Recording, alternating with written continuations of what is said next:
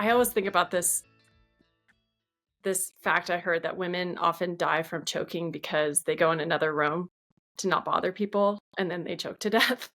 That was kind of me. I was sort of like drowning in plain sight, but not telling anyone.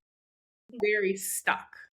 I was very stuck, I feel like, of just like, I hate to say it, kind of like, woe is me. Like that was like, you know, that was kind of like how I was feeling. Like I just remember feeling like heavy weight of like things aren't going well.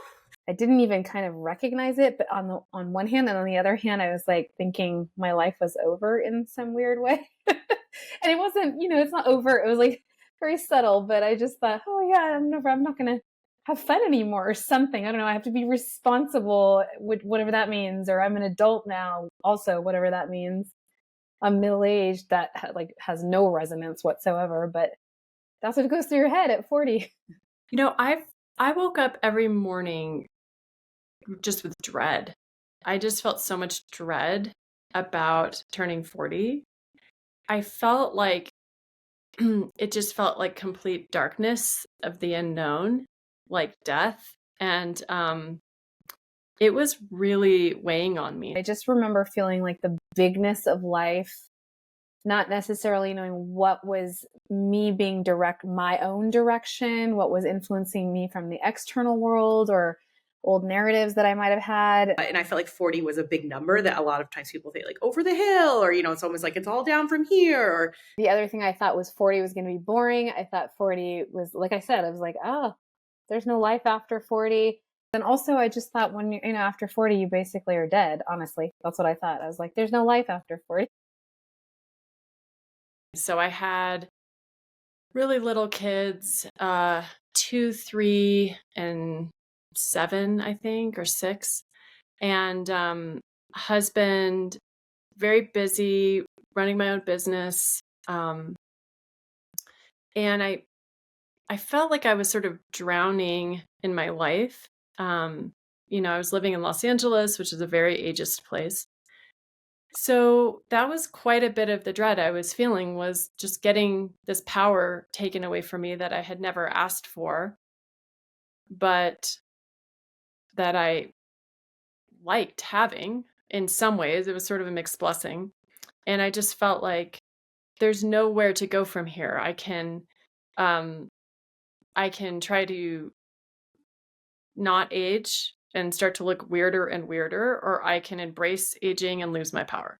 And I just didn't see any other way around that. There was something about that transition that was just totally, I found very daunting. Well, life was good. I think by most standards, people would be like, wow, she has an awesome life. And I think that that's just it. I do have an awesome life. By like society's standards, I feel I did everything sort of late, right? So it's leading up to 40. I get married. I mean, I meet my husband, I get married. We have a big fat Indian wedding. I think I was in more of a checklist, get it done vibe, more so than like an intentional vibe. I was going to retire by 40 and be a gazillionaire. I don't know why that's like in your head. Oh, I'm going to retire by 40, because I'm a business degree too. So like in your MBA, they're always like, you're retire by 40 is like the big, like you've made it, which cracks me up now. I hadn't achieved, like I hadn't done enough really, that I hadn't gotten to where I thought I would be by 40. Retired at 40, like that whole vibe.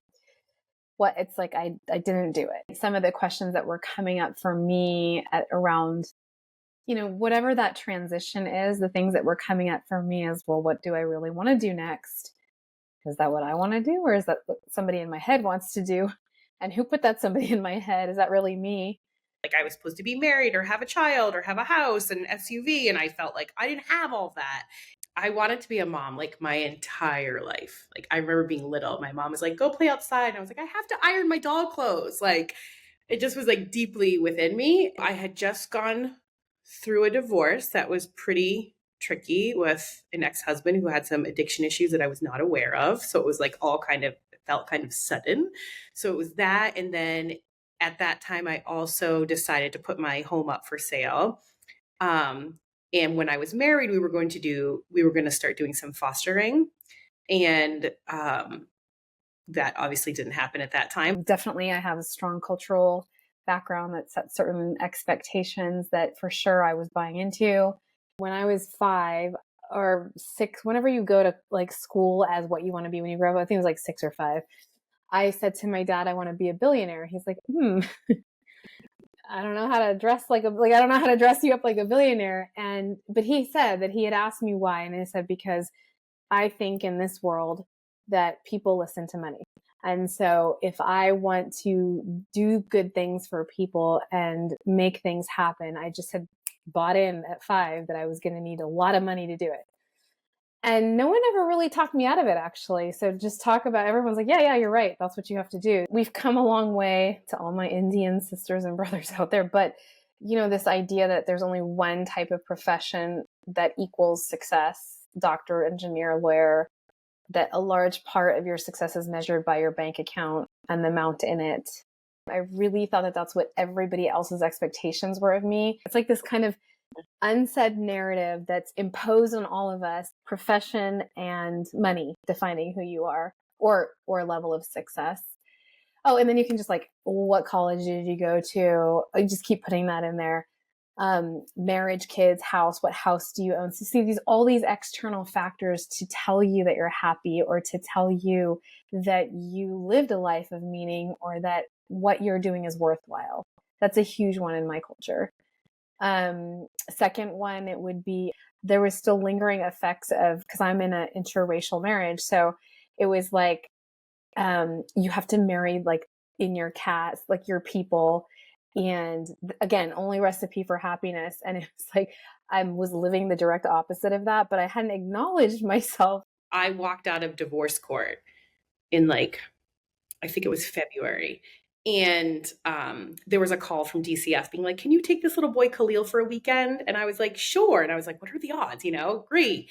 And then he kept coming back to me for like holidays, like his foster parents, I think weren't really into holidays or whatever. And I know that I love them. So he came for Easter and then he kept coming all of these different weekends. And then his goal had switched to adoption.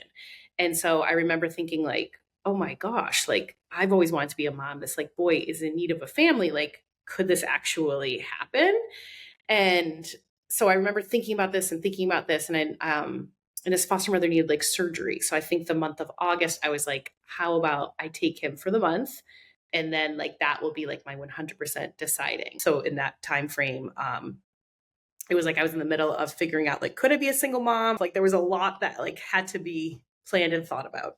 I think that I just sensed intuitively that I would really benefit from some focused time approaching this milestone, especially since I had so much dread. I knew that if somebody was going to do 40 days to 40 and think about 40 so intentionally, I knew there was something on the other side of it. And I was willing. At that time, I was open, and I really thought, okay, I'm going to go for it, whatever it is, because I never heard of something like that before. So we happened to be in Rome for that summer, and I had been intentional about that. I wanted to go to one of my favorite places. My husband's work had become remote. Mine had always had that possibility. So we were able to rent out our house and go live in Rome for 5 weeks. So it was a very cool time. And I'm not a very structured person, but I had this structure built into my life, which was that I would be with the kids. I would get them to bed. My husband would be working because he was working on East Coast time. So I had the evenings to myself. So I would work on my prompts and make a big salad. And there was always someone playing music down the street. And he would always get to Despacito. That's how I would know the evening was wrapping up. He played it every single night. I had just had my first baby. And I shared with you that my father got some health news the day I started 40 days to 40. And he has also since passed. I still was at the tail end of the divorce, working through a lot of feelings. So I felt it helped organize my day and set my goals for myself. and it was something that I could do like for me. It wasn't like someone else like making me happy or visiting me or doing something. Like it was kind of like I was really in control of what the outcome could be.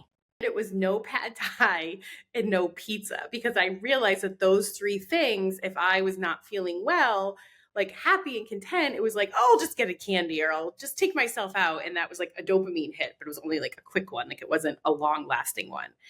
Um, and I think when I made that commitment to myself, I kept with it and it was incredibly successful because what I know to be true about myself is if I eat really well and I don't eat sugar, I feel like my disposition is like a next level of positive and goodness. So I think because I was like had someone else to help me be accountable, it was why I was able to do it. And I think this process was like just when it started to become apparent, that when I was doing it, it was really before that I just thought, oh no, I'm trying, I'm, aiming for the stars, I mean, all the things, all the cliches, right?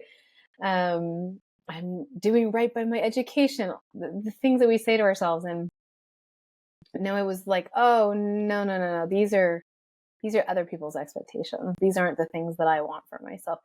There's some of what I want for myself. I get to define what vitality is. It doesn't, and I think that if you double click on that, there was a lot of places where I was holding myself to these standards. That's when I started realizing like, wow, I don't have a mind to acknowledge myself. There's like a little inner critic here. So who was the inner critic or who was the critic and at what age did you buy that as your own narrative? And now you're an adult, you don't need to buy that as your narrative and you can reshape it. Everyone says Italians love kids, and I would amend that and would say Italians love when you bring one kid to a restaurant. When you bring 3 kids to a restaurant, everyone's face sort of falls for good reason. And the only place that would have us was this pizzeria if we came really early. So I hadn't been able to go to this restaurant, and I just went and sat by myself and ate these roast vegetables and drink a glass of wine. And it was so great. It remains like one of the best meals of my life.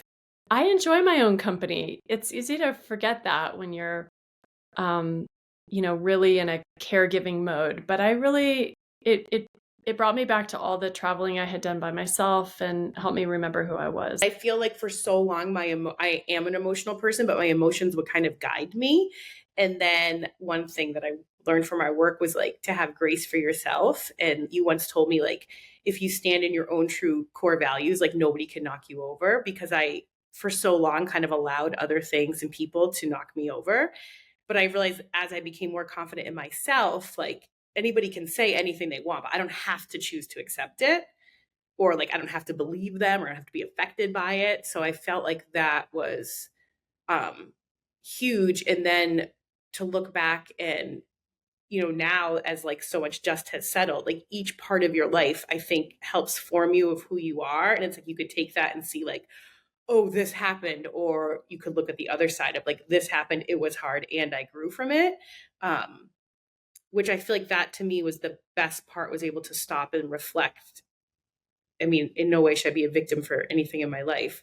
But it's all relative because to me it felt hard. And I think the reason I referenced my father was because what ended up happening for me is that it was way deeper than I thought, because I ended up doing the work prior to my father's passing that allowed me, once he passed, I didn't know nobody knew, right? So hindsight, I was like, if I didn't do that work, I feel like I wouldn't have been able to say goodbye with the really ease. I mean, of course there's grief, but there was a way where I had already closed the loop on that chapter through this process, that it was a sense of freedom in his death, really. And it sort of it really does make you do the work that you didn't really think you needed to do. So much deeper than I thought, much more needed. I started walking all over the city.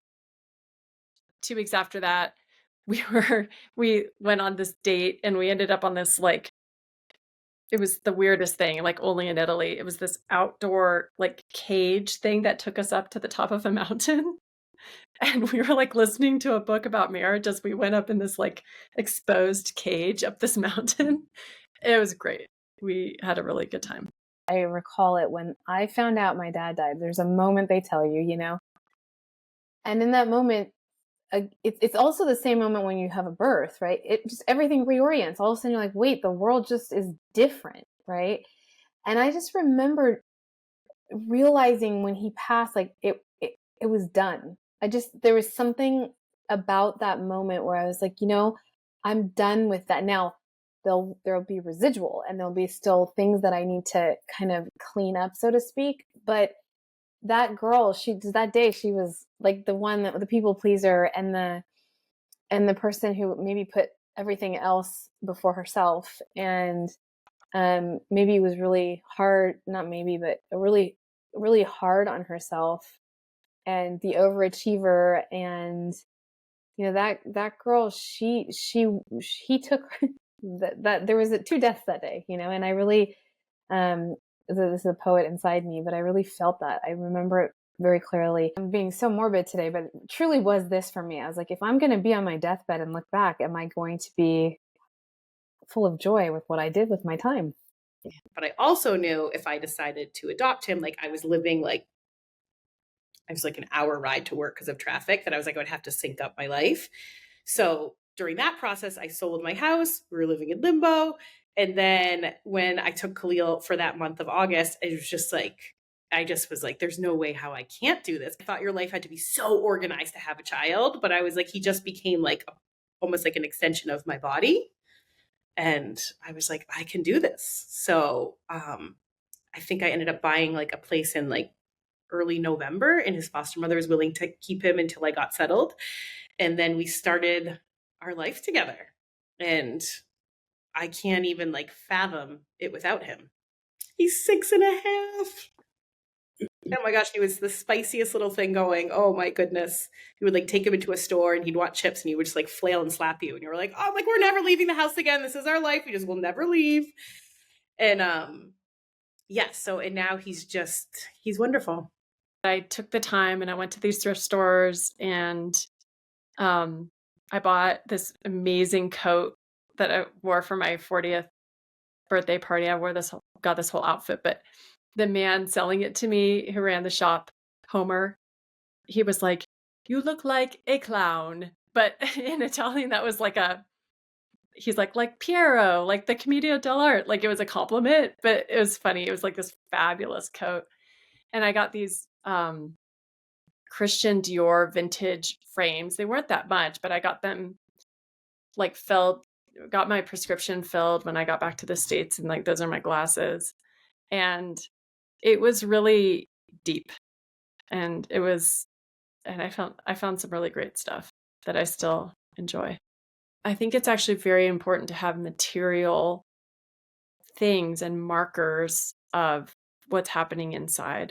And so for me, it spoke to being an artist and caring for myself and being fabulous and powerful and having fun and being vital. And also I feel like I was forging, this coat in particular was real, like it's like something that a gallery owner who's lived like an incredible life and she's 85 years old, it's like what she would wear. So I think I was forging a new identity of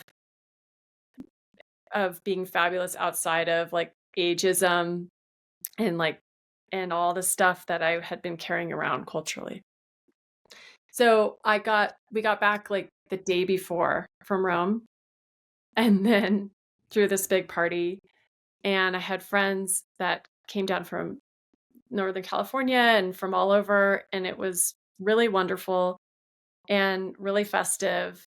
And I wore my fabulous coat, and I felt really good, even though, jet lagged and all that. I just felt really happy. And so my brother invited like his gay tennis league to the party. And the dance party got like crazier and crazier. And then at one point, my brother tapped me and just like pointed at this guy. And he was like this. And I ran and jumped and he did like the dirty dancing lift and I was like spinning around the room. Like this is the best moment of my life. It may still be. It was really great. I'm so grateful I did it because I would never. I really felt like a nice little bow on my relationship with my father after I had done that work, and also with my mom and everything. My mom and I got closer after. I was really, I think, able to be there for my family in an extraordinary way. I also got pregnant, so I had one who was 1 year old. I was taking care of my dad with my mom, and I had a baby inside me. So you just can't help but go inside on that. And I don't think without a process, I think I might have gotten a little bit, I'm not a little bit, I would have gotten lost without having a structure by my side, to just help me come back, Ushi. I remember being like, I want to see the world in like rose colored glasses again. Like I wanted to feel light and airy and like hopeful and excited. I didn't want to feel like, I wanted to feel like anything's possible. And I actually remember that day because you taught me to plan my birthdays. I don't remember necessarily how I feel, but I remembered what I did that day. And so I guess I just remember feeling very empowered because I had this favorite place in Cape Cod called the Knob. And it's like you walk this little trail and then you get to the top and it's like this beautiful opening of the ocean. So I brought like a small bag of cookies and I crushed them up and it was like ashes and I like threw them in the wind because it was kind of like this like, I don't know, it was like my own way of like letting go of like, I don't need to eat a sweet to feel good. Like me having control of myself is what felt good. I just remember like smiling and laughing. I remember going to my 40th birthday party and like feeling just like badass. Like I just remember feeling amazing. I don't need the identity of a billion. Like the identity that I thought I had to have was already at play. I was making a great contribution. People do listen to me. I am able to share my thought leadership. Because all these things that I thought, I am able to travel. I think I use the word with especially related to billionaire freedom. I wanted freedom to come back and say, yeah, I still want to be a billionaire. But it was so kind of obvious by the process that I was basically living up to an idea instead of the thing that I really wanted in my life. The way to do it isn't going to be, again, working yourself to the bone. It wasn't going to be the typical way, because Wall Street, whatever I was thinking at the time were the conventional paths. It's going to be me being me. It sounds very like, again, cliche, but it's really that. It's like when I'm all of me, when they all come to the table and I'm having fun and I'm firing away at the business side, the artist side, that's what's going to do it. I remember it being a really happy time following that. I look at the pictures of the day I turned 40 and the few days after, and I'm like, I really have never looked better or more joyful. But other benefits too, like creatively, I felt a real boost after that. And this was key, but I really started taking better care of myself. I got to a whole different level of self-care. So I think it was a time where I got this really big influx of energy and vitality. And then also I started intuitively to just gather resources that I was going to need to use to bring our family through the next period of time. My word was vitality. So that's what I feel. I feel vitality. I love my work. I love my business partners. I love, my ecosystem of friends. My kids are doing well. It's not that there's not ups and downs. It's not, but that's the thing that's shifted, is like they all come and I'm so much more at peace, or like I have equanimity around what comes my way because of these tools and the way I think about them and really how I'm relating to myself. So that's what really happened. And but no, I would love to tell you that I was thinking about it, but it was a gift. You can take what happens and like you can be calm and center yourself. And when you're doing that, like you have to stand up against things, that you have to be brave and, you have to be strong. And I feel like with all of that, I feel like I embodied it like so much that's why I felt like I could,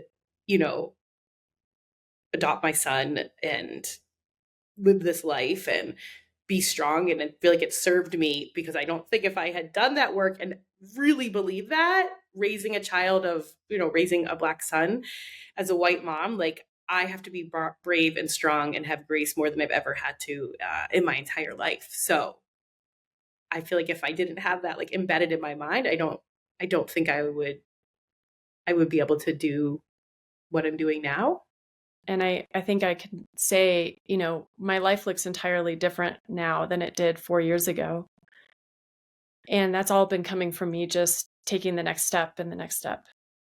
I thought that everything about my MBA and my business acumen was the thing. So then I dropped business, and then I became only my artistic self. And then I was like, oh, but what happened to my business self? And so then I dropped the artist, and then I was like, okay, I'm a brand. I just started like, I went through this 5-year period of like, oh my gosh, like, okay, so how do I name me? And then ultimately where I came to is like, I don't want to leave any part of me out. That's what makes this fun for me, and it makes it Ushi, is that they're all going to come to the table to get me wherever it is, whatever I was perceiving the billionaire to be at the end of my life. Like she wants to be as she is. She wants to be all the things, the multicultural, multifaceted, multi-passionate girl she is. And not one or the other is going to contribute to that. I think the biggest one was holding myself to these cruel standards of beauty and that our culture puts on women specifically. I felt like I got out of that, like I got myself out of that cage, and I will never go back there. And moving to Santa Fe was a big part of that. This is not an ageist place like LA. It's an easier place to live in integrity in that way. But that was it. That was a huge one. I began to see that as a prison. It felt like it was foundational, but it wasn't actually. And there were ways of thinking around it. It was about 6 months after that I discovered walking and hiking, which kind of brought together the working out and the grounding meditation and hugging trees. And that's completely baked into my life now. I do that every day. I feel more myself than I've ever felt. I feel really good in my body, and I really do. I feel better than I did in my 30s, and I feel, I don't like to say younger because I'm not younger, I'm 45, but I feel vibrant. I was in a relationship for a period of time, like when I first met Khalil. When he first moved in with me, I had gone on a date like a few weeks prior because I thought, I'll never be able to date again. I should do this.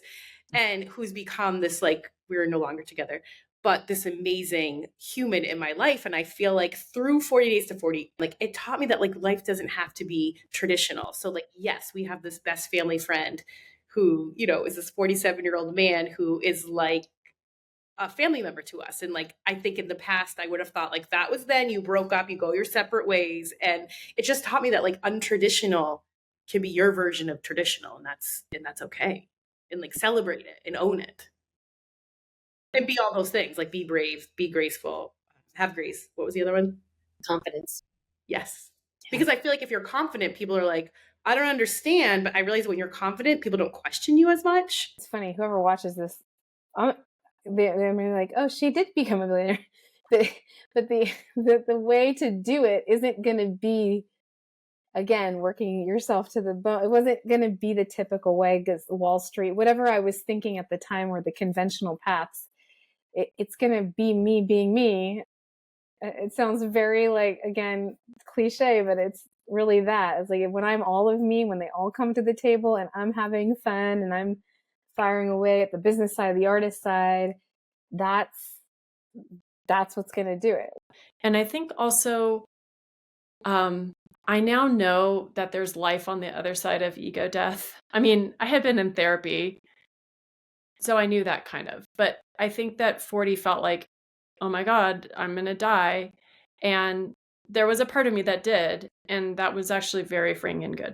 So I think I now know I see these transitions as gifts, even if they feel like there's a lot of unknown on the other side. life is like a journey. Like I feel like that's the largest part I've like learned through all this work is it's not like the end result or what someone else's result is. Like if you really look at life as a journey, it's just a different mindset where I think I was thinking of like what was next. Like I kept thinking like I had to like almost be like my sisters, and it's like that's right for them, but it just wasn't right for me. But when I finally like allowed myself to be me, it's when I feel like I flourished the most. It was like a whole new way of living that I think that when I look back over the last 5 years, like it transformed who I am. Like I can't imagine who I would be right now without it. I think turning 40, like so many other things in life, is like a box of darkness that is a gift if you have the time and the assistance in unpacking it. I found so many things, so many good things have come from taking that process seriously. And what I now see is like the fears I had, um, that was actually a crisis that was coming towards me. And as I brought it close and took it on before it turned into a midlife crisis or something, I would call it like a reckoning. Um, Only good, vital, happy things have come from that. The option is to just ho hum through life, have another meh day, or to do something about it. And we all have reasons, every last one of us, where it's not convenient. But the decision to make it the top choice for 40 days will change your life. And if you want that for yourself, then that's actually an easy choice. So do it. Do it at every age. Do it every year. You know? I think it's the most important relationship is the one you have with yourself. And I think that it's the one that we deprioritize the most. And I think there's so much good in the world that can be had of your own individual process. Do it for you, but once you start doing it, everybody benefits. I don't think it matters what age you are. Like you can be 50 days, 50, 30 days to 30. I don't care what age you are. But I just think to invest in like yourself in your mind, and with coaching, I feel like it's very different than therapy. It like helps you see, it helps you like see who you truly are and who you want to be. And you really can create the life that like you want. And again, like even if it's not like the same trajectory of somebody else, just do it because I don't know, like I don't think I ever realized like from when I started it into where I am 5 years later that like life could be this good. I say take the time, believe in yourself because you can make anything happen.